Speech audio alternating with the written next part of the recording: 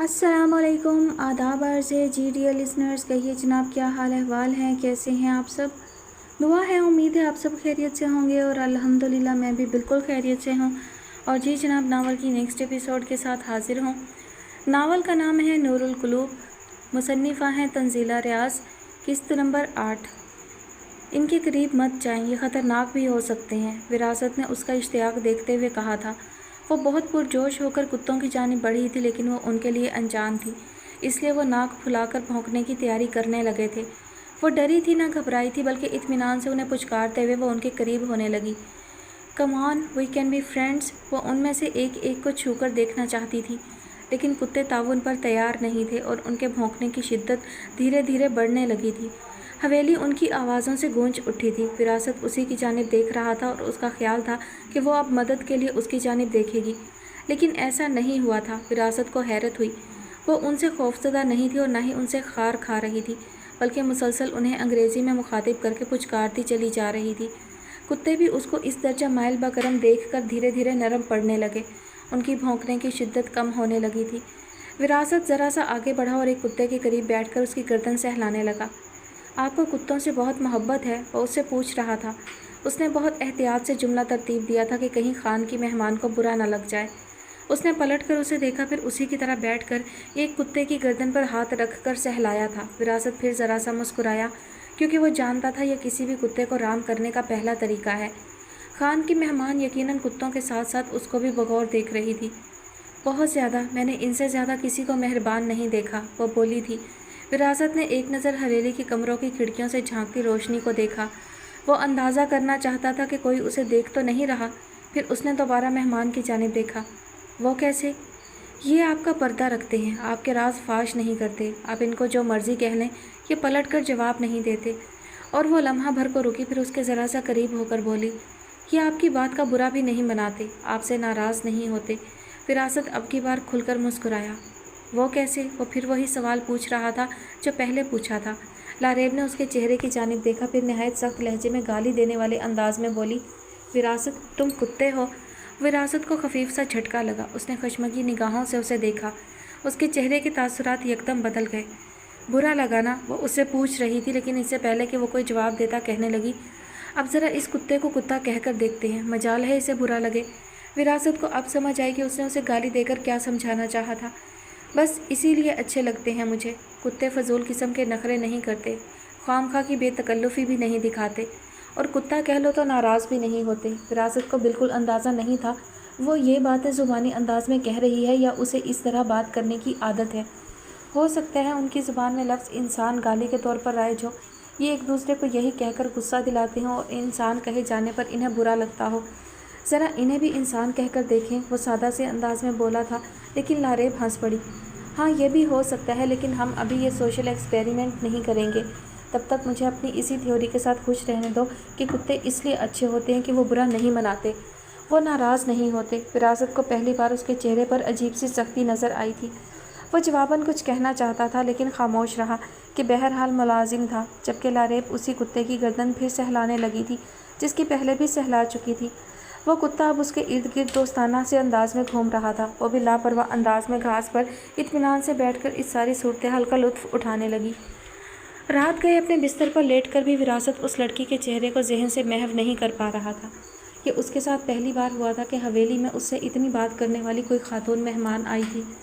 गुले भी उससे बात कर लिया करती थी, लेकिन उनके दरमियान ज़्यादातर गुफ्तगू ऐसे होती थी जैसे मालिक और मुलाजिम के दरमियान होती है। इतनी बेतकल्लुफ़ी से सिर्फ खुशल खान उससे बातें करता था। घर के मुलाजमीन में मालिक के मुतल्लिक मालूमात रखने में ड्राइवर्स सबसे पहले नंबर पर आते हैं। विरासत को भी खान और उसके ख़ानदान के मुतालिक काफ़ी कुछ पता था। बहुत से रिश्तेदारों के घरों और उनके फ़ोन नंबर्स भी उसे पता थे। वो ख़वातीन को मुखातिब नहीं करता था, लेकिन उसे उनके नामों से वाकफियत थी। वो पहले से जानता था लारेब कौन थी। वो उसके बाप के नाम से भी वाकिफ़ था। उसे इस बात की भी सुनगुन थी कि यह लड़की किसी गलत किस्म की सरगर्मियों में मुलविस है। उसने हबीबुल्ला खान को उस लड़की की वजह से कई बार परेशान भी देखा था, लेकिन फिर भी वो एक पहेली थी और विरासत का दिल शिद्दत से चाहने लगा था कि वो इस पहेली को सुलझा ले। अपने कमरे में बिस्तर पर लेटे उसने अपने छोटे भाई के बिस्तर की जानिब देखा।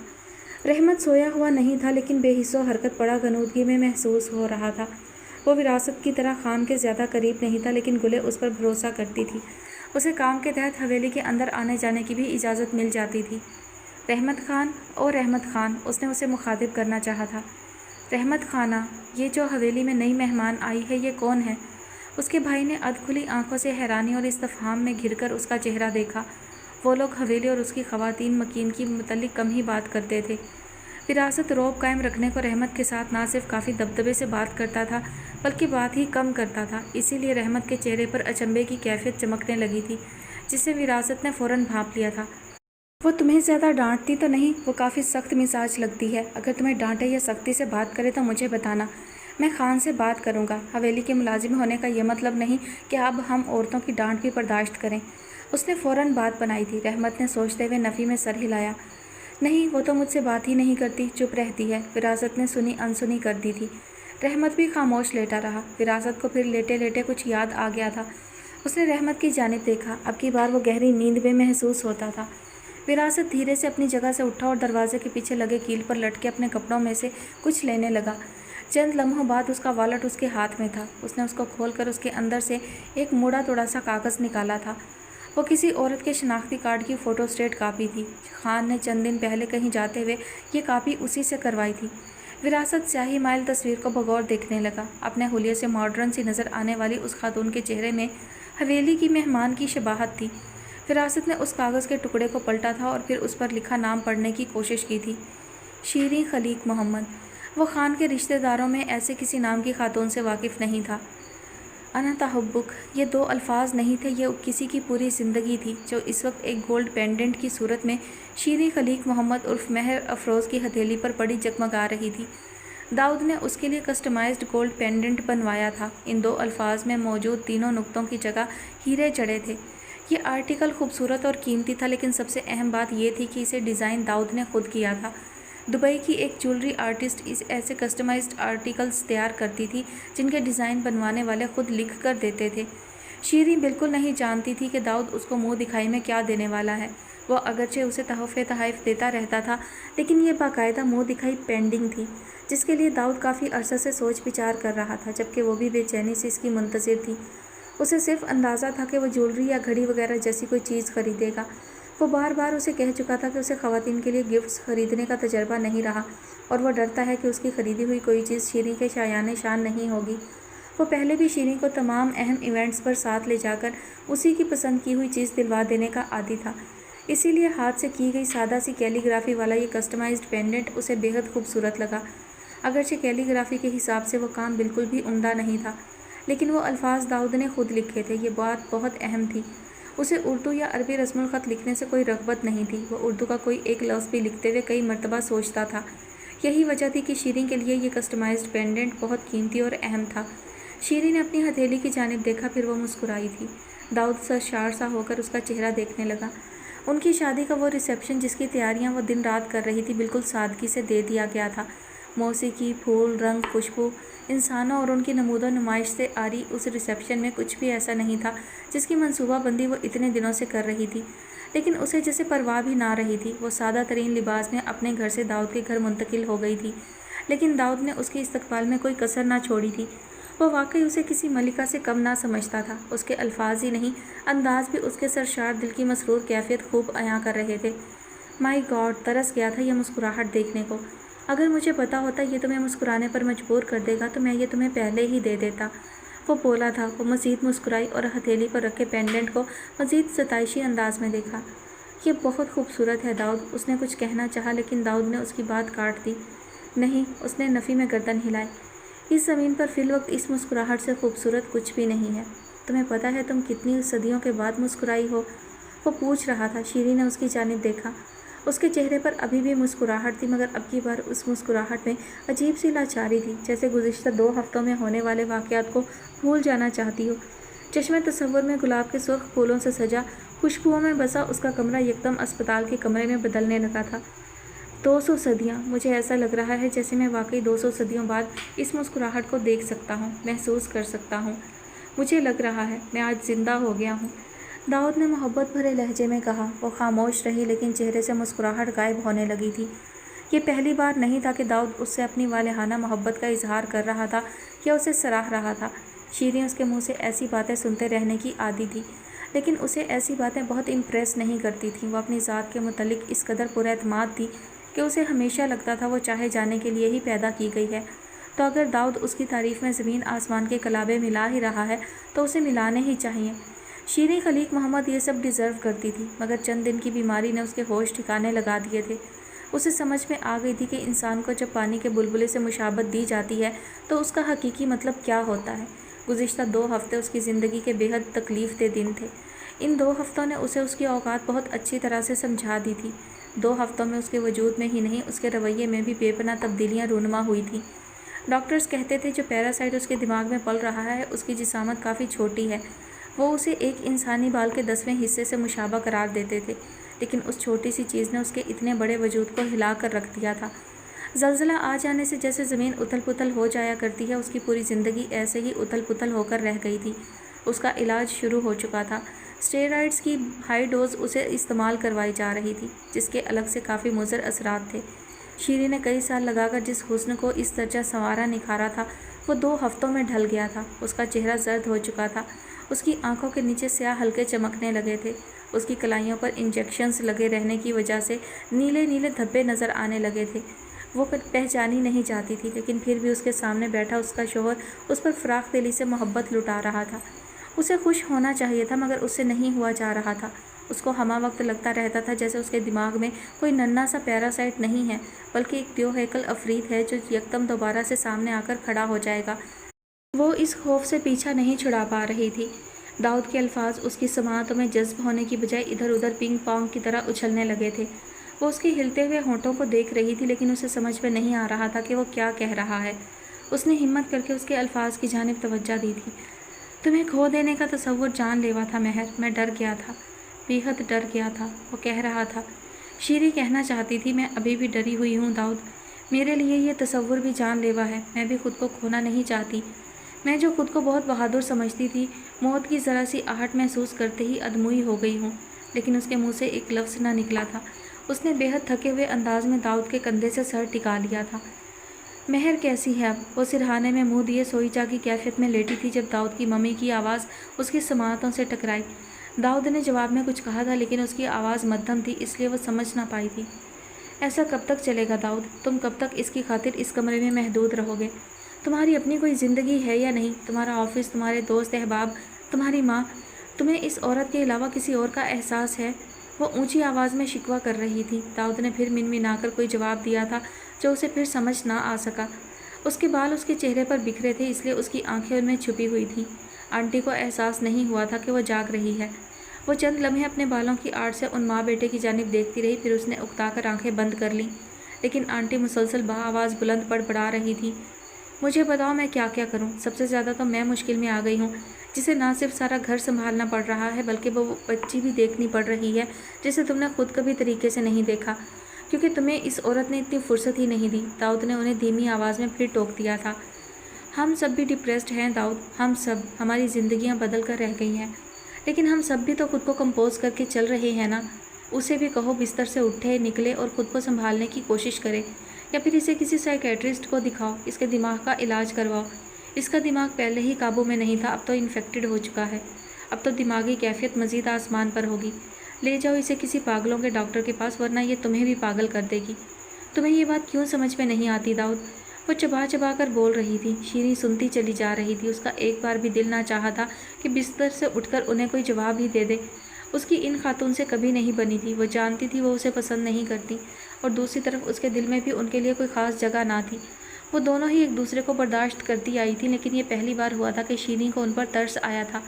وہ اسے حق بجانب لگی تھی۔ داؤد انہیں کمرے سے باہر لے گیا تھا، مگر ان کے الفاظ کمرے میں ہی رہ گئے تھے۔ وہ غلط نہیں کہہ رہی تھی، ان کی ذمہ داریاں کافی بڑھ گئی تھیں۔ وہ ایک عرصہ سے اکیلی رہ رہی تھیں، لیکن اب نہ صرف داؤد ان کے ساتھ تھا بلکہ شیریں اور لاریب بھی آ گئی تھی۔ ان کے شکوے پہلی بار شیریں کو درست لگے۔ میں آپ کے لیے کیا کروں آنٹی؟ میں تو خود عجیب لاچاری میں گھری ہوں۔ میں نے خود بھی کب ایسی زندگی کے بارے میں سوچا تھا۔ اس نے بے بسی میں گر کر کروٹ بدلنا چاہی تھی۔ اسے ہر وقت بے پناہ کمزوری محسوس ہوتی رہتی تھی۔ دل ہی نہیں چاہتا تھا کہ وہ بستر سے نکل کر کرسی پر ہی بیٹھ جائے، کجا کے کمرے سے باہر نکل کر دنیا کا سامنا کرنا۔ اسے لوگوں کی نگاہوں سے چھلکتے ترہم اور ہمدردی سے نفرت محسوس ہوتی تھی۔ میں تو زندگی کو ایک کامیاب عورت کی طرح گزارنا چاہتی تھی۔ اپنے بستر پر چت لیٹے اس نے سوچا تھا۔ اس کے سارے سنہرے خواب اور اونچے عزائم ٹوٹ پھوٹ گئے تھے اور یہ سب اس سے برداشت نہیں ہو رہا تھا۔ وہ تیسری بار شدید پینک اٹیک کی وجہ سے اسپتال لے جائی جا چکی تھی۔ اس کے خیالات پہلے عفریت کا روپ دھارے اس کے ارد گرد رقص کرتے رہتے تھے، لیکن آنٹی کی باتیں مزید الجھا دیتی تھیں۔ بستر پر چت لیٹے اس نے بے حد تھکے ہوئے انداز میں آنکھیں کھول کر کمرے کی چھت کو دیکھا۔ ساری سوچیں ایک نقطے کی شکل میں ڈھل کر ایک چہرے میں بدل گئی تھی۔ وہ چہرہ دھیرے دھیرے نمایاں ہوا تھا۔ وہ اسی کا چہرہ تھا، لیکن اسے لگا وہ اس کا چہرہ نہیں ہے۔ وہ چہرہ واقعی اس کا چہرہ نہیں تھا۔ وہ ایک تھکی ہوئی ناکام عورت کا چہرہ تھا اور اسے ناکام چہروں سے نفرت تھی۔ اس نے اکتائے ہوئے انداز میں دوبارہ آنکھیں بند کر لیں۔ وہ خود سے بھاگ رہی تھی، وہ دنیا سے بھاگ رہی تھی۔ میں زندگی کو ایک کامیاب عورت کی طرح گزارنا چاہتی ہوں، ایک ایسی کامیاب عورت جس کی زمانہ مثال دے گا۔ یہ صرف ایک جملہ نہیں تھا، یہ اس کا مقصد حیات تھا، اور اس مقصد حیات کو پانے کے لیے اس نے ہمیشہ سر توڑ کوشش کی تھی۔ اپنے عزائم کو پانے اور اپنے خوابوں کو پورا کرنے کے لیے ایک تیز رفتار ہوا کے بگولے کی طرح وہ ہمیشہ بھاگتی رہی تھی۔ اپنے من پسند کھانے کو چھوڑنے سے لے کر اپنی پیدا کی ہوئی اولاد سے دور رہنے تک اس نے کئی ایک چھوٹی بڑی قربانیاں دی تھیں۔ یہی وجہ تھی کہ وہ ایک بہترین فیشن ماڈل تھی۔ ریمپ پر اس کی واک کو کامیابی کی ضمانت سمجھا جاتا تھا۔ اس کے کریڈٹ پر کئی ایک بڑے برانڈ کے نام تھے جن کی وہ تشہیر کرتی تھی۔ زیورات و ملبوسات سے لے کر میک اپ اور پرفیوم تک وہ بے شمار انٹرنیشنل ناموں کے ساتھ کام کر چکی تھی۔ وہ روپے یا ڈالرز نہیں کماتی تھی، وہ درہم و دینار کما رہی تھی۔ دبئی میں اس کی ذاتی جائیداد تھی، بینک بیلنس تھا، بہترین گاڑی تھی، اور سب سے بڑھ کر اس کے پاس ابھی بھی بے شمار آفرز تھیں۔ اس کے تعلقات 3 بر اعظموں تک پھیلے تھے۔ وہ کیا تھا جس کی حاجت شیریں خلیق محمد کرتی اور اسے نہ ملتی؟ وہ 30 سال کی نہیں ہوئی تھی، لیکن اس نے وہ سب حاصل کر لیا تھا جس کو اس عمر تک پہنچنے سے پہلے حاصل کر لینے کی دھن اس پر سوار رہا کرتی تھی۔ اسی لیے اس نے شادی اور اپنی بیٹی کو دنیا کے سامنے لانے کا ارادہ کیا تھا۔ داؤد گزشتہ 2 سال سے کسی سعودی آڈٹ فرم کے ساتھ کام کر رہا تھا۔ شادی ڈکلیئر کرنے سے پہلے باہمی رضامندی سے اس نے دبئی میں جاب ڈھونڈی تھی، کیونکہ شیریں چاہتی تھی کہ وہ سنگاپور یا دبئی میں ہی باقاعدہ رہائش اختیار کریں۔ اسی لیے داؤد نے اپنی ساری سیونگ سے ایک اپارٹمنٹ خریدا تھا، دن رات ایک کر کے اسے ڈیکوریٹ کیا تھا۔ اسے آفس کی طرف سے گاڑی اور رہائش کی سہولت ملی ہوئی تھی، لیکن اس کی خاطر وہ یہ سب کر رہا تھا۔ اس کا ارادہ تھا کہ شادی کے بعد اپنی گاڑی بھی خرید لے گا۔ وہ چاہتا تھا شیریں کو کسی مرحلے پر یہ محسوس نہ ہو کہ وہ کامیاب نہیں ہے، کیونکہ وہ جانتا تھا یہ امر اس کی محبوب بیوی کو کس قدر عزیز تھا۔ دنیاوی طور پر خوش ہونے کے جتنے لوازمات دنیا میں دستیاب تھے، وہ اپنے بلبوتے پر حاصل کر لینا کس قدر مسرور کن تھا، مگر ایک ننھے سے پیراسائٹ سے سب کچھ تلپٹ ہو گیا تھا، سب کچھ ختم ہو گیا تھا۔ میں زندگی کو ایک کامیاب عورت کی طرح گزارنا چاہتی تھی۔ آنسوؤں کی ایک لڑی اس کی آنکھوں سے پھسل کر نیچے گرتی چلی گئی تھی۔ آپ یہاں اکیلی کیوں بیٹھی ہیں؟ حبیب اللہ خان لاریب کی انگلی پکڑے اندر کی جانب جا رہا تھا جب پورچ سے گزرتے ہوئے اس نے اسے لان میں بیٹھے دیکھا۔ وہ یکدم مڑا تھا اور پھر جیسے اڑ کر اس تک پہنچا تھا۔ اسے اس پر ترس آیا۔ یہ وہ لڑکی نہیں تھی جسے وہ سب جانتے تھے۔ وہ سرتا پا بدل چکی تھی۔ لان چیئر پر ٹانگیں سمیٹے وہ کرسی کی پشت سے کمر ٹکائے بظاہر آرام دہ حالت میں بیٹھی تھی، لیکن چہرے پر ویرانی کا راج تھا۔ ایک باریک سی شال ٹانگوں پر پھیلا رکھی تھی۔ موسم اگرچہ بالکل بھی خنک نہیں تھا، لیکن اسے ٹھنڈ لگتی رہتی تھی۔ وہ اکثر یہ شکایت کرتی پائی جاتی تھی کہ اس کا بدن ٹھٹر رہا ہے اور اس کے ہاتھ پاؤں ٹھنڈے ہوئے جا رہے ہیں۔ اب تو اس پر دوائیاں بھی اثر کرنا چھوڑ چکی تھیں۔ ڈاکٹرز کہتے تھے وہ بالکل ٹھیک ہے، اسے کوئی عارضہ نہیں ہے۔ اس نے کاؤنسلنگ سیشنز بھی لینے شروع کیے تھے اور اینٹی ڈپریشنٹ بھی لے رہی تھی، لیکن افاقہ نہیں ہو رہا تھا۔ داؤد سمیت اس کے اپنے والدین بھی اس کی حالت کی وجہ سے بے حد پریشان رہنے لگے تھے۔ داؤد اپنی ملازمت کی وجہ سے مجبور تھا، اس لیے واپس دبئی چلا گیا تھا، لیکن اس کے اصرار کے باوجود شیریں نے ساتھ جانے سے انکار کر دیا تھا۔ مگر وہ داؤد کی ممی کے ساتھ بھی نہیں رہ رہی تھی۔ وہ لاریب کو لے کر واپس اپنے والدین کے گھر آ گئی تھی، لیکن یہاں بھی وہ زیادہ تر اپنے کمرے میں بند رہتی تھی۔ لاریب کی ساری ذمہ داری حبیب صاحب اور اس کی ممی کے سر تھی۔ وہ لان میں بیٹھی گھاس کو دیکھنے میں مگن تھی۔ حبیب صاحب نے لاریب کی انگلی چھوڑ دی، لیکن وہ ایک قدم بھی ماں کی جانب نہیں بڑھی تھی۔ اسے ذرا بھی رغبت نہیں تھی۔ شیریں نے نگاہیں گھما کر ان دونوں کی جانب دیکھا، پھر اس کی نگاہیں لاریب پر ٹک سی گئی تھی۔ میں انہیں چاکلیٹ دلوانے لے جا رہا تھا، آپ ہمارے ساتھ چلیں گی؟ اس نے نظریں جھکا کر مؤدب سے انداز میں سوال کیا تھا۔ شیریں نے کوئی جواب نہ دیا تھا، وہ صرف لاریب کو دیکھ رہی تھی، جبکہ لاریب کے چہرے پر بیزاری تھی، جیسے اسے یہاں کھڑے ہونا اچھا نہ لگ رہا ہو۔ آج موسم اچھا ہے، آپ ساتھ چلیں گی تو ہمیں اچھا لگے گا، ہے نا لاریب؟ ممی ہمارے ساتھ چلیں؟ حبیب صاحب صرف اس سے بات کرنے کی غرض سے گفتگو کو طول دے رہے تھے۔ लारेब ने नफ़ी में सर हिलाया। नहीं, मुझे आपके साथ जाना है। शीरी ने किसी बात में दिलचस्पी ना ली थी। उसे जैसे अंदाज़ा था कि लारेब उसे पसंद नहीं करती। आप इसे चॉकलेट दिलवा लाइए हबीब साहब, वो उससे निगाहें हटाकर सामने देखते हुए बोली थी। हबीबुल्लाह खान चंद लम्हे उसकी जानिब देखता रहा, लेकिन मुंह से कुछ ना बोला। फिर उसने दोबारा से लारेब की उंगली थाम ली थी। हबीब साहब, वो 2 कदम भी ना चला था जब उसने पुकारा। वो फ़ौरन मुड़ा था। इसे मुझसे बात करने के लिए मजबूर ना किया करें। मुझे पता है ये मुझे पसंद नहीं करती। हबीबुल्लाह खान के दिल को उसके जुमले से सदमा पहुंचा। ये बात नहीं है बीबी, वो अभी बच्ची है। बच्चे इस उम्र में हर उस शख्स को पसंद करते हैं जो उनसे बातें किया करे, उनके लाड उठाएं। आपके दिल को सुकून मिलेगा। इस दिल को सुकून नहीं मिल सकता हबीब साहब। इस दिल ने बड़े दिल दुखाए हैं। इस दिल में इस कदर स्याही भर चुकी है कि ये नन्ही बच्ची जलकर भस्म हो जाएगी। आप इसको क्यों मुश्किल में डालना चाहते हैं? वो उकताए हुए अंदाज में बोली थी। हबीबुल्लाह खान ने जिद होकर उसे देखा। वो ऐसी बातें कसरत से करने लगी थी। आप ऐसा क्यों सोचती हैं? आपने किसी का दिल नहीं दुखाया। वो अभी इतना ही बोला था कि शीरी ने उसकी बात काट दी। दिल ना दुखाया होता तो आज मुझे ये दिन ना देखना पड़ता। मेरे साथ जो हो रहा है ये ना हुआ होता। वो एक जुमला बोलकर ही थक जाती थी। हबीबुल्लाह तड़प कर उसके करीब आया था। ये बीमारी है, और बीमारी हसब नसब रुतबा मिजाज या हुस्न देखकर लाहक नहीं होती। अल्लाह सिर्फ गुनाहगार को बीमारी की अज़ियत देता होता तो क्या नबी बीमार पड़ते? अल्लाह के बरगज़ीदा हमेशा सेहतमंद रहते। मगर ऐसा नहीं है।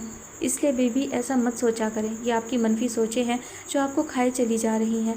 वो उसे मज़ीद समझाना चाहता था, लेकिन वो नागवारी से बोली। जाएं हबीब साहब, बच्ची इंतज़ार कर रही है। उसे चॉकलेट दिलवा लाएं, वरना यह भी मुझे बद्दुआएं ना देने लगे अपनी ग्रैनी की तरह। हबीबुल्लाह खान होठ भींचकर चुपचाप वापस गेट की जानिब चल दिया था, लेकिन उसका दिमाग मुसलसल मसरूफ़ था। रूहानी इलाज? खलीक साहब ने सवालिया अंदाज में उसका चेहरा देखा था। जी हाँ, हमारे वहाँ पहाड़ों में ये यकीन बहुत पुख्ता है कि इस किस्म की बीमारियाँ रूहानी इलाज से ठीक हो जाती हैं।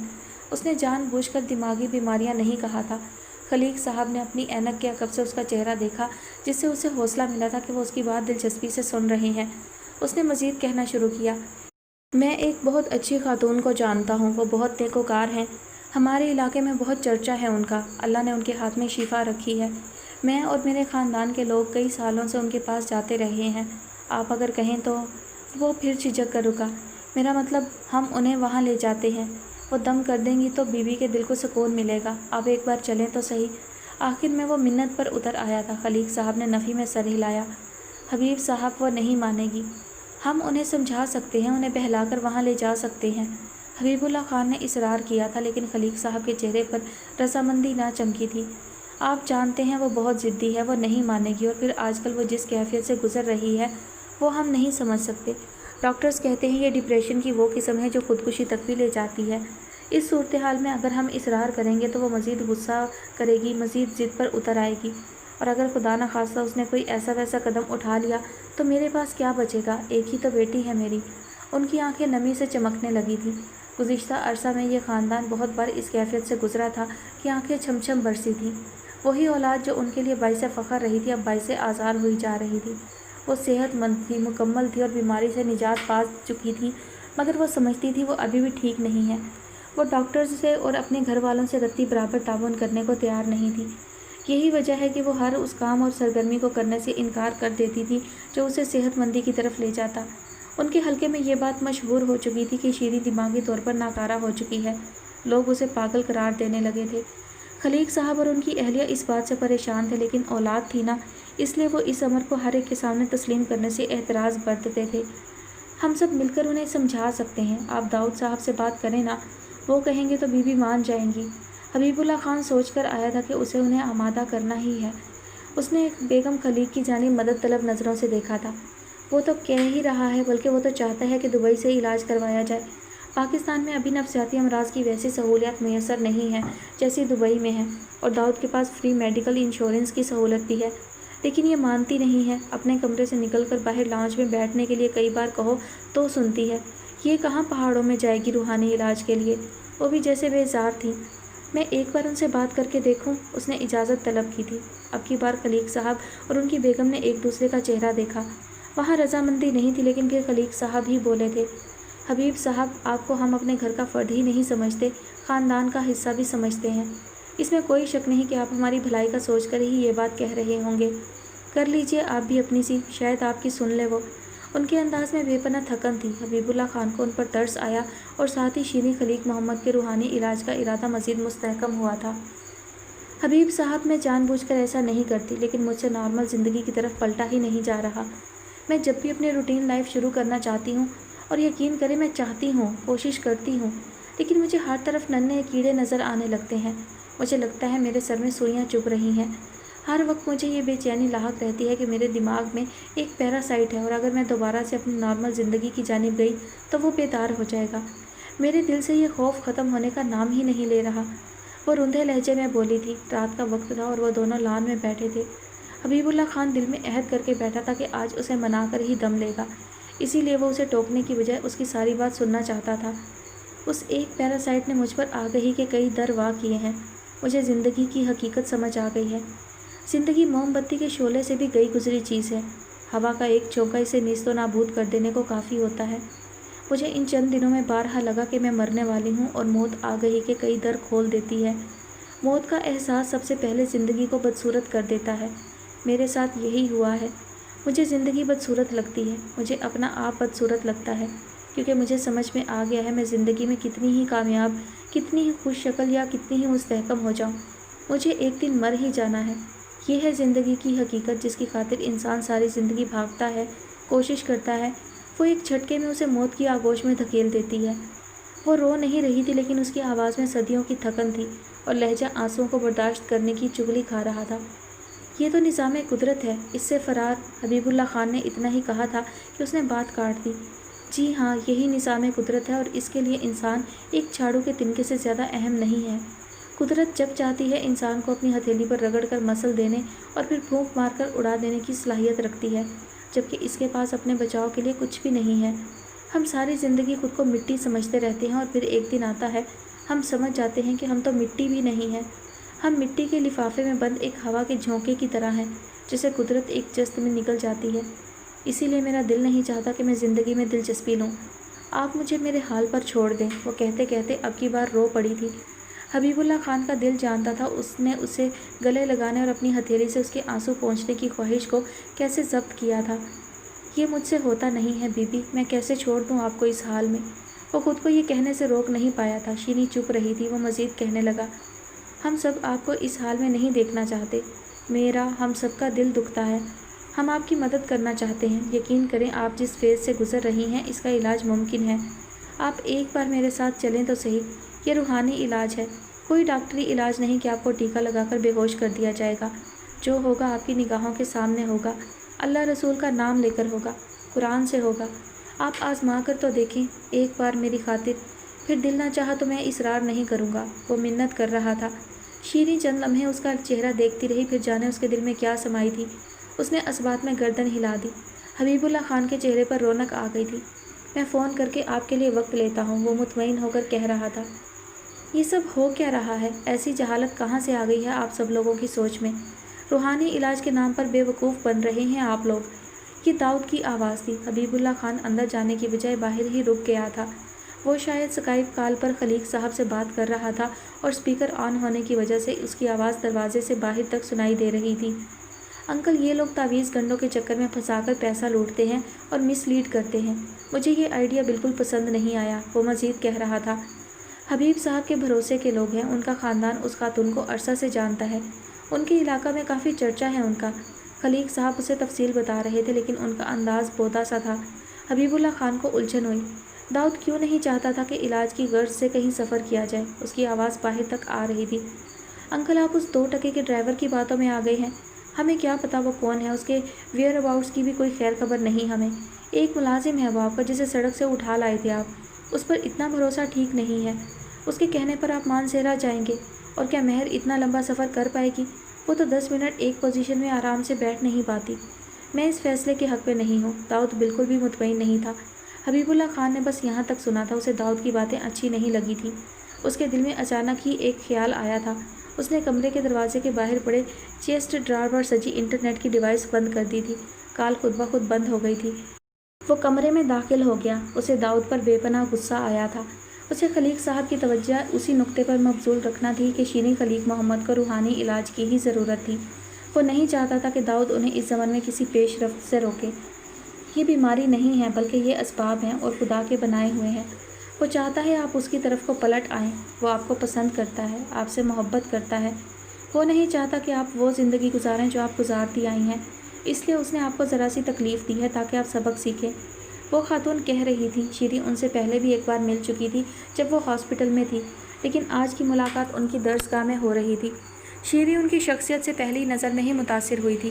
ماڈلنگ میں اس کا واسطہ نہایت خوبصورت چہروں سے پڑتا رہتا تھا، لیکن اس کے سامنے بیٹھی خاتون کا حسن کچھ انوکھا تھا۔ وہاں مصنوعی پن نہیں تھا، جھوٹی آرائش نہیں تھی، بناوٹ نہیں تھی۔ ان کی شخصیت میں عجیب سا سحر تھا۔ ایسا لگتا تھا جیسے ان کے وجود سے الوہی سی روشنی پھوٹ رہی ہو۔ وہ خود کو ان کی شخصیت کے طلسم سے مروب ہونے سے روک نہیں پائی تھی۔ ان کے سامنے دو زانو بیٹھے اسے تھکن بھی محسوس نہیں ہو رہی تھی۔ یہ ذرا سی تکلیف نہیں ہے، اگر یہ ذرا سی ہوتی تو میں اس طرح آپ کے سامنے نہ بیٹھی ہوتی۔ میں تو بالکل ختم ہو چکی ہوں، میرے اندر جینے کی امنگ دم توڑ چکی ہے۔ میرا دل چاہتا ہے میں سمندر میں چھلانگ لگا دوں، کسی اونچی عمارت سے کود جاؤں یا کچھ کھا کر مر جاؤں۔ وہ بے چین لہجے میں انہیں بتا رہی تھی، یہ تو بالکل نارمل ہے، یہ ان سب انسانوں کے ساتھ ہوتا ہے جو خدا کے راستے سے ہٹ کر چل رہے ہوتے ہیں اور پھر یکدم اس کی جانب پلٹنا چاہتے ہیں۔ جانتی ہیں کیوں؟ وہ خاتون اس سے سوال کر رہی تھی۔ شیطان کو بھی تو اپنی جاب کرنی ہے نا، اسے بھی تو خدا نے کسی کام کے لیے پیدا کیا ہے نا۔ وہ انسان کو ورگلائے بنا چین سے بیٹھتا ہی نہیں ہے۔ وہ ہمیشہ انسان اور خدا کے درمیان حائل ہو کر انسان کو درست سمت سے بھٹکا دیتا ہے۔ آپ عبادت کرنا شروع کریں، پہلے چند دن آپ رغبت سے اللہ کا کلام پڑھ ہی نہ پائیں گی، شیطان آپ کے ارتکاز کو قائم ہی نہ ہونے دے گا۔ پھر آہستہ آہستہ آپ اگر اپنے ارادے پر قائم رہیں گی تو آپ کا خشوع و خضوع قائم ہونا شروع ہوگا، شیطان کو رکاوٹ محسوس ہونا شروع ہوگی، وہ آپ کے راستے سے ہٹنا شروع ہوگا۔ پھر دھیرے دھیرے آپ کو عبادت میں وہ لطف آنے لگے گا جو عبادت کی اصل روح ہے، اور پھر آپ کو وہ راستہ بھی نظر آنے لگے گا جس پر چلنے کی خاطر آپ کو پیدا کیا گیا ہے۔ اس لیے ان تکالیف سے گھبرائیں مت، صرف ہمت سے کام لیں، اللہ کے راستے پر چلنا شروع کریں۔ وہ خود آپ کا ہاتھ تھام کر آپ کے لیے آسانیاں پیدا کر دے گا۔ ان کے لہجے میں اس قدر محبت تھی کہ ان کے الفاظ شیریں کو اپنے دل میں اترتے محسوس ہوئے۔ آپ میری مدد کریں نا، مجھے اللہ کے راستے پر چلنا آتا ہی نہیں ہے، مجھے سکھا دیں پلیز، مجھے اس کی سمت چلنے کا گر سکھا دیں پلیز۔ وہ یکدم لجاجت سے ان کا ہاتھ تھام کر بولی تھی۔ وہ مسکرائیں۔ میری کیا اوقات، میں کیا سکھا سکتی ہوں کسی کو، اللہ خود سکھائے گا آپ کو، اس نے ابتدا کر دی ہے، آپ بس تیاری کریں آگے بڑھنے کی، کوشش کریں 5 وقت نماز قائم کریں، پاکی ناپاکی کا خیال رکھیں۔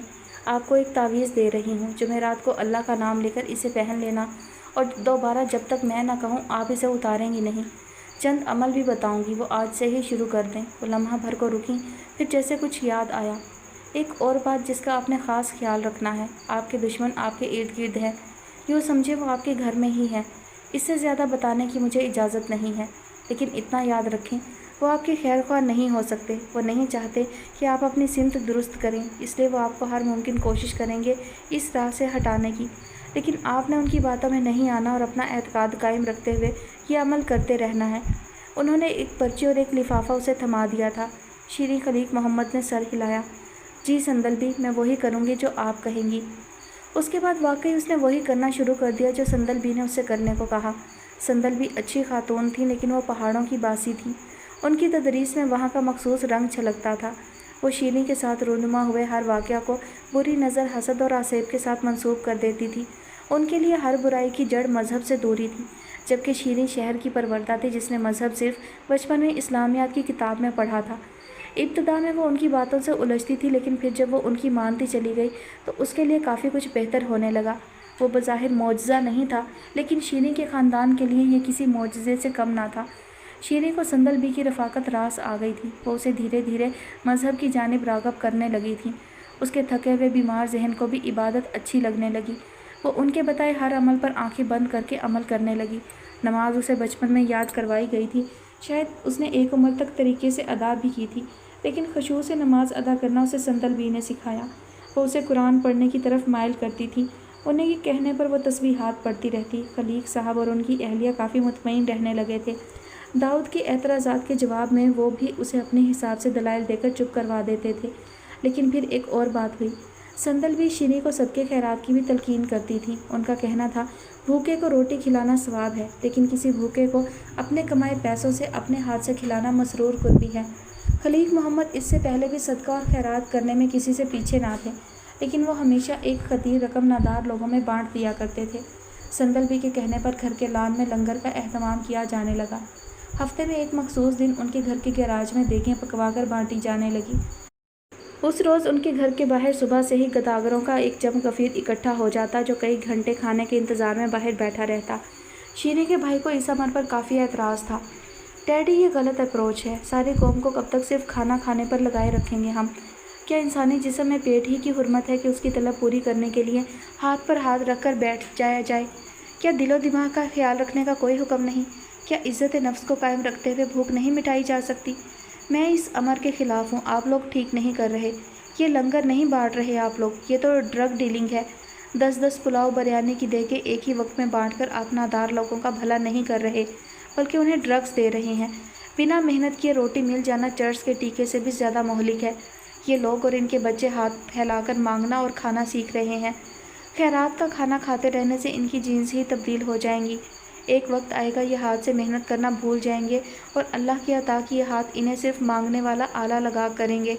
इससे ख़तरनाक ड्रग क्या हो सकती है जो आपका डीएनए ही तब्दील कर दे? इससे बेहतर है इनमें से किसी 5 ख़ानदानों को चुनकर उन्हें कोई कारोबार करने की जानिब राग़िब करें।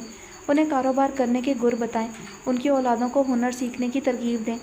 वो सारा पैसा जो सिर्फ रिस्क बांटने पर लगा रहे हैं, वो मेहनत करके रिस्क कमाने की पॉलिसी पर लगाएं। ये लॉन्ग टर्म प्लान है, इसे कहते हैं सदका जारिया। इसका फ़ायदा होगा। उसने ये बात नेक नियति से कही थी। वो नहीं चाहता था उसकी बहन को उसकी किसी बात से दुख पहुँचे, इसीलिए उसने शीरीं की गैर मौजूदगी में अपने वालिदैन के सामने अपना मौक़िफ़ बयान किया था। मगर हबीब साहब उस वक्त कमरे में मौजूद थे और ये बात शीरीं तक पहुंच गई थी। वो काफ़ी नाराज़ हुई थी और उसने खलीक साहब के सामने अपना एहतजाज भी रिकॉर्ड करवाया था। उमर को मज़हब का कुछ अता पता है नहीं। इसने तरीके से कभी कुरान खोल कर नहीं देखा। नमाज की रकात की तफसील इसे मालूम नहीं होगी। एक मुसलमान का दूसरे मुसलमान पर क्या हक़ है, भूखे को खाना खिलाने का कितना सवाब है, ये भी पता नहीं होगा। और ये हमें लॉन्ग टर्म प्लान सिखाने आ गया है। डैडी, आप इसे कहें कि अपने काम से काम रखे। हमने एक लंबी उम्र दीन से दूर रहकर देख लिया है, इसमें सिवाय तकलीफ़ के कुछ नहीं है। आप प्लीज़ उमर को एडवाइस करें वो मेरे मामलात में दखल अंदाजी ना करे। उसे अगर ज़्यादा एतराज़ है तो मैं अपने घर वापस चली जाती हूँ। दाऊद को किसी भूखे पेट को रोटी खिलाने पर कोई एतराज़ नहीं होगा। खलीक साहब के समझाने पर वो 2 टोक अंदाज में बोली थी। उसका चेहरा खफगी के बायस सुर्ख हो गया था और सांस फूलने लगी थी। वो जो बेटी को तहम्मुल से कुछ समझाना चाह रहे थे, चुप के चुप रह गए थे। शीरीं की जहनी हालत से वो सब खाइफ थे। उसे कब पैनिक अटैक होने लगता था किसी को समझ ही ना आती थी। शीरीं ने इस बात का तस्करा संदलबी से भी किया। उन्होंने उसे समझाया, हर नेक काम वकूफ़ पज़ीर होने से पहले 40 बार शैतान की वजह से डगमगाहट का शिकार होता है। ये इंसान का ही नहीं, उस नेक अमल का भी इम्तिहान होता है। लेकिन आप बिल्कुल भी फ़िक्रमंद ना हो। आप अगर हक़ पर हैं, सच्चे रास्ते पर हैं और खुदा आपके दर से किसी भूखे का पेट भरना चाहता है, तो ये अमल कभी नहीं रुकेगा। आप बस इस्तकामत की राह पर चलें और किसी मखमसे का शिकार मत हों। उन्होंने उसे यकीन दहानी भी करवाई थी और साथ ही नमाज के बाद चंद तस्बीहात करने की तलकीन की थी। अगले ही दिन खलीक साहब ने उमर को शटअप कॉल दे दी थी। वो मेरी बेटी है, बीमार है, मौत के मुंह से बचकर आई है, खुदा खुदा करके ज़िंदगी की तरफ पलटने की कोशिश कर रही है। उसे जो चीज़ खुशी देती है उसे वो करने से मत रोको, उसे उसके हाल पर छोड़ दो। खलीक साहब ने अपने बेटे से कह दिया था। वो बहुत वसी ज़हन रखने वाला पढ़ा लिखा लड़का था। फाइनेंस मेजर के साथ ऑस्ट्रेलियन यूनिवर्सिटी से ग्रेजुएट था। उसे ऐसी बातें आसानी से हज़म ना होती थी। डैडी, आपने ये नहीं सिखाया था हमें। आप तो कहा करते थे दीन बहुत प्रैक्टिकल सी चीज़ है। आपने तो मुझे ए लेवल्स के एग्ज़ाम्स के बाद एक मॉल में कैशियर की जॉब दिलवा दी थी ताकि मैं वक्त ज़ाया करने की बजाय कोई काम सीख लूँ। आप ही कहा करते थे दिन में रिज़्क़ हलाल की अहमियत सबसे ज़्यादा है, और अब आप ही खैरात को प्रमोट कर रहे हैं। वो भी शीरीं का भाई था। उसे किसी मौक़िफ़ को मानने के लिए आसानी से मजबूर नहीं किया जा सकता था। मैं अभी भी अपने मौक़िफ़ पर कायम हूँ, लेकिन वो डिप्रेशन की मरीज़ा है और डिप्रेशन बड़ी बुरी चीज़ है। उससे मैं ऐसे बात नहीं कर सकता जैसे तुमसे कर रहा हूँ। तुम चाहते हो वो दोबारा बिस्तर से लग जाए, वो दोबारा से इस मूजी मर्ज़ का शिकार हुई तो बच नहीं पाएगी। खलीक साहब जिच होकर बोले थे। उनकी अहलिया ने पहली बार गुफ्तगू में हिस्सा लिया था। उमर, ख़त्म करो इस बहस को। कुछ अरसा की बात है, फिर उसका जुनून ठंडा पड़ जाएगा। वो दोबारा से नॉर्मल ज़िंदगी की तरफ पलट जाएगी। तब तक हम इंतज़ार कर सकते हैं।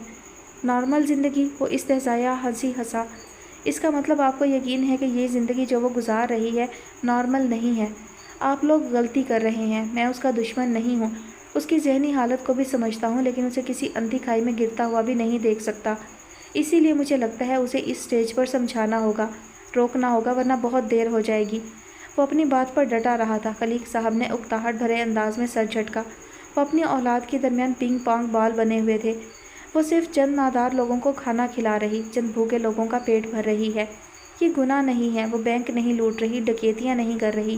اس لیے تم ایسا خوفناک نقشہ بھی نہ کھینچو۔ تمہیں قطعاً فکر کرنے کی ضرورت نہیں ہے۔ نہیں ہوگی دیر، میں ہوں نا، سنبھال لوں گا سب۔ اپنی جانب سے انہوں نے بیٹے کو ٹوک کر بات ختم کر دی تھی، لیکن اس سے شیریں کو مزید شہ مل گئی تھی۔ وہ سندل بی کی مزید معتقد ہو گئی تھی، لیکن نہ جانے کیوں وہ جتنا سندل بی کو پسند کرتی تھی، اس کے گھر والے اتنا ہی ان سے خار کھانے لگے تھے۔ سب سے پہلے عمر نے اپنی ناپسندیدگی ظاہر کی تھی۔ دوسری باری کس کی تھی؟ تھینک گاڈ کارن فلیکس موجود ہیں، میرا اتنا دل چاہ رہا تھا کھانے کو، لاریب نے کرسی گھسیٹ کر بیٹھتے ہوئے اشتیاق بھرے لہجے میں کہا۔ گلے کو خبر مل چکی تھی کہ وہ صبح ہی صبح کتوں کے دولت خانے پر حاضری دے کر آئی ہے، اس لیے وہ سخت ناخوش تھی۔ کوئی اور وقت ہوتا تو اسے لاریب کے مان بھرے انداز پر بہت لاڈ آتا، لیکن اس وقت وہ بہت کبیدہ خاطر بیٹھی تھی، اس لیے کچھ نہیں بولی۔ خان بابا نے ہی لاریب کو مسکراہٹ سے نوازتے ہوئے ناشتہ شروع کرنے کا اشارہ کیا تھا۔ اس نے باؤل میں کارن فلیکس انڈیلے پھر دودھ ڈالتے ہوئے گلے کی جانب دیکھا۔ گلے، آپ کے پاس انسٹنٹ نوڈلز ہیں؟ میں لنچ میں اپنے لیے بنا سکتی ہوں، میرا بہت دل چاہ رہا ہے۔ وہ اس کی جانب دیکھے بنا استفہامیہ انداز میں پوچھ رہی تھی۔ اس کا موڈ کافی خوشگوار لگتا تھا۔ گلے عموماً اپنے تاثرات باہر والوں کے سامنے جلدی ظاہر نہیں کرتی تھی، لیکن لاریب کو وہ گھر کا فرد سمجھنے لگی تھی، اس لیے اس نے ایسی کوئی کوشش نہیں کی تھی۔ بعجلت بولی، نہیں نوڈلز نہیں ہیں، میں منگوا سکتی ہوں، لیکن تمہیں جو بھی کھانا ہے مجھے بتا دو، میں بنا دوں گی، تم کچن میں زیادہ آیا جایا مت کرو۔ اتنا کہہ کر اس نے نہ چاہتے ہوئے خان بابا کی جانب دیکھا۔ ان کے چہرے پر حیرانی نہیں تھی، لیکن گرم چائے پیتے ہوئے ان کی آنکھیں جو سرد سی لگنے لگی تھیں، وہ گلے کو باور کروا رہی تھی کہ انہیں یہ بات پسند نہیں آئی۔ گروسری میں ہمیشہ ہی وراثت نوڈلز پاستا لایا کرتا تھا، کیونکہ خوش الحان کی کچھ خبر نہ ہوتی تھی کب چلا آئے، اور اسے رات بے رات بھوک بھی لگ جایا کرتی تھی، تو ایسی چیزیں وہ خود بھی بنا لیا کرتا تھا، یا رحمت بھی ایسے کام کر دیتا تھا۔ آپ ہی بنا دینا، لیکن میں آپ کی ہیلپ کر دوں گی، بہت اچھی نوڈلز بناتی ہوں میں، نہ زیادہ نرم نہ ہی سخت، ایک دم پرفیکٹ سی۔ خان بابا کو اس کے لہجے سے چھلکتے اطمینان سے اندازہ ہوا تھا کہ وہ بلا وجہ کسی بات پر خوش ہے۔ انہوں نے گلے کی جانب دیکھا، جہاں تاثرات میں ذرا نرمی نہیں آئی تھی۔ یہ تو اچھی بات ہے، آپ ضرور بنانا، ہم دونوں مل کر کھائیں گے۔ انہوں نے گفتگو میں حصہ لیا تھا۔ گلے اپنی مکھن والی روٹی کو دودھ پتی میں بھگو بھگو کر کھا رہی تھی۔ ایک لمحے کو اس کا ہاتھ رکا، اس نے شاکی نظروں سے ان کی جانب دیکھا، لیکن وہ اس کی جانب متوجہ نہیں تھے۔ ڈن ہو گیا، ویسے ایک اور بات بھی ہے جو میں آپ سے کہنا چاہ رہی تھی۔ وہ واقعی آج کسی بات پر خوش لگتی تھی۔ انہوں نے سوالیہ انداز میں اس کا چہرہ دیکھا۔ آپ کے پاس بہت سے کتے ہیں نا خان بابا، ان میں سے ایک مجھے دے دے، میں اسے یہاں حویلی کے اندر رکھوں گی۔ مجھے ایک پیٹ لینے کا بہت شوق ہے، لیکن وہ کچھ کہتی کہتی رکی تھی، جیسے کچھ یاد آ گیا ہو۔ خان بابا بھی چند لمحے کچھ نہ بول سکے، یہ مسئلہ کافی گمبھیر تھا۔ گلے کو حویلی کے باہر کتے ایک آنکھ نہ بھاتے تھے، کجا حویلی کے اندر۔ انہوں نے اس کی جانب دیکھا، وہ انہی کی جانب دیکھ رہی تھی۔ وہ تو بہت خونخوار قسم کے کتے ہیں، گھروں میں نہیں رکھے جا سکتے، حویلی کے باہر بھی وہ چوکیداری کی غرض سے پالے ہوئے ہیں۔ میں آپ کو ایک بلی دلوا دوں گا، انہوں نے محبت بھرے لہجے میں کہا تھا۔ وہ ہمیشہ اس سے ایسے بات کرتے تھے جیسے وہ ایک چھوٹی بچی ہو۔ گلے کو غصہ آئے چلا جا رہا تھا۔ انسانوں سے زیادہ خونخوار کچھ نہیں ہوتا خان بابا، جب ہم انسانوں کے ساتھ رہ لیتے ہیں تو پھر کتوں کے ساتھ رہنے میں کیا مسئلہ ہے؟ آپ پلیز مان جائیں، میں سارے نہیں لوں گی، بس ایک۔ وہ ضد پر اتر آئی تھی۔ خان بابا نے پھر گلے کی جانب دیکھا۔ وہ انہیں انکار کرنے کے لیے اکسا رہی تھی، لیکن پھر بھی انہوں نے اسبات میں سر ہلایا۔ ہاں ایک تو رکھا جا سکتا ہے، لیکن میری ایک شرط ہے۔ خان بابا کا یہ کہنا ہی کافی تھا۔ گلے نے ہاتھ میں پکڑی روٹی پلیٹ میں رکھی اور ناراضی سے باہر کی جانب چل دی۔ خان بابا نے اسے جاتے ہوئے دیکھا تھا، مگر روکنے کی کوشش نہیں کی۔ ماسی حبیبہ اپنا ناشتہ مکمل کر کے سنک کے پاس کھڑی برتن دھو رہی تھی۔ اس نے حیرانی سے یہ سارا عمل ضرور دیکھا تھا۔ گلے نے پہلے کبھی خان بابا سے پہلے کچن نہیں چھوڑا تھا۔ آج یقیناً ایک عجیب دن تھا۔ خان بابا کی ساری توجہ لاریب پر تھی۔ آپ اپنی سٹڈیز پر فوکس کرنا شروع کریں، یہ میری دلی خواہش ہے کہ آپ اپنی تعلیم مکمل کریں، وہ اسے سمجھا رہے تھے۔